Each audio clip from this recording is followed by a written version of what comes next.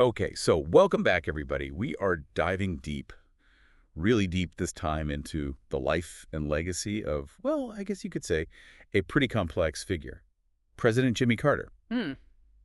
So I was listening to this podcast, Coffee Talk, and they had a whole episode about him. Yeah. And it really got me thinking, how much he accomplished, both during his time as president and, honestly, even more so afterwards. Uh-huh. So we're going to try to unpack all of that today and see what we can find. Sounds good. This is one of those deep dives where I think you might be really surprised at what we uncover. Yeah. I mean, he's almost more well known for what he did after he was president, Right. like building houses in his 90s. I know. That's dedication right there. Yeah, yeah. It's pretty incredible. So let's start maybe back at the beginning. Carter kind of came out of nowhere. Right. He did. He really was the ultimate outsider when he kind of, I guess, burst onto the national scene back in 1977.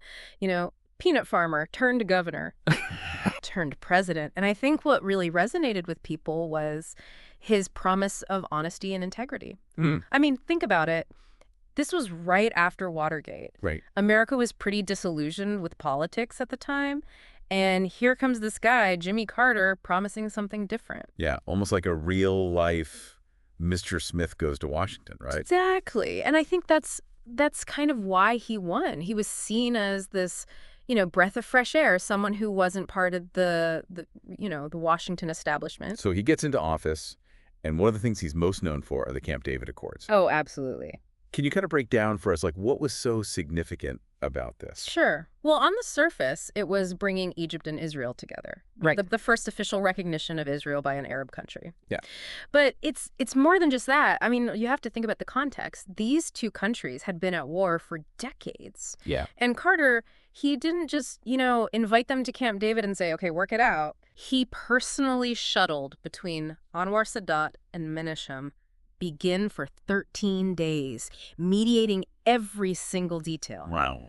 13 days. Yeah. Imagine the pressure cooker of that. Yeah, that's intense. He even appealed to their shared faith, quoting scripture, trying to find some common ground. So it wasn't just diplomacy, it was almost like sheer force of will on his part. So he was deeply personally involved in these negotiations. Oh, absolutely. Wow, that's pretty incredible. And that wasn't his only focus, was it? He was also really big on, the environment, alternative energy, things like that. Yeah, looking back, I think you could say he was really ahead of his time when it came to those issues. Right. I mean, this was the late 70s. Right. And here's Carter talking about renewable energy. He had solar panels installed on the White House roof. Yeah. He really pushed to strengthen the Environmental Protection Agency. He wanted to give them more power to actually enforce regulations. And he also created the Department of Energy to really centralize and prioritize energy policy for the first time. Wow. And it's amazing to think how relevant all those things still are today, right? Mm-hmm. It's like he was laying the groundwork for the conversations that we're still having. But his presidency wasn't all smooth sailing, was it? I mean, I remember reading about some of the challenges he faced. Yeah, unfortunately not. He actually had to deal with, I guess you could call it a perfect storm of problems. I mean, there was the energy crisis, obviously. It was triggered by the oil embargo and led to, skyrocketing gas prices, long lines at the pump. Uh-huh. And then on top of that, there was high unemployment, crazy inflation, Yeah. and of course the Iranian hostage crisis. I Yeah. mean, that kind of overshadowed everything else that was going on. It really did. It was a rough time. Yeah, it sounds like he was being hit from all sides. Makes you wonder how he kept going with all of that. Yeah, it must have been incredibly difficult. But, I mean, maybe that's what prepared him for what came next. Because here's the thing. Carter's post-presidency, you could argue, is even more impactful than his time in office. Oh, wow. That's a pretty big statement. What makes you say that? Well, in 1982, he founded the Carter Center. And, this wasn't just like a monument to himself. Mm-hmm. It was, and still is, this dynamic force for good in the world. They tackle all kinds of issues. Election monitoring in new democracies, eradicating diseases like guinea worm in Africa. Yeah. And Carter and his wife, Rosalind, they weren't just figureheads, they were personally involved in every step. Mhm. They were out there rolling up their sleeves, working side by side with volunteers. I think that's where that iconic image of him building houses with Habitat for Humanity comes from. Exactly. It's pretty powerful to see a former president in his 90s, still dedicated to helping others in such a hands-on way. It really challenges our assumptions about leadership, doesn't it? It does. He wasn't content with just symbolic gestures.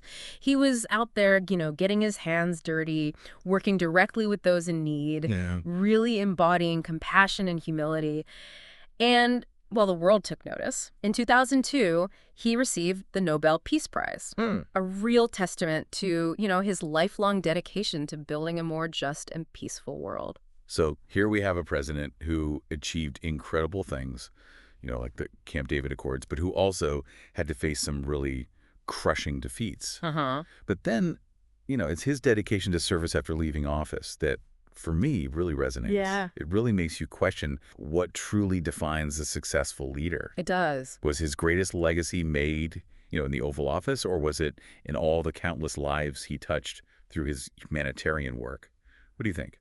I think that's a really fascinating question. It is. And I honestly think it's one that each listener has to kind of ponder for themselves. Does Yeah. true leadership lie in, wielding power, or does it lie in serving others?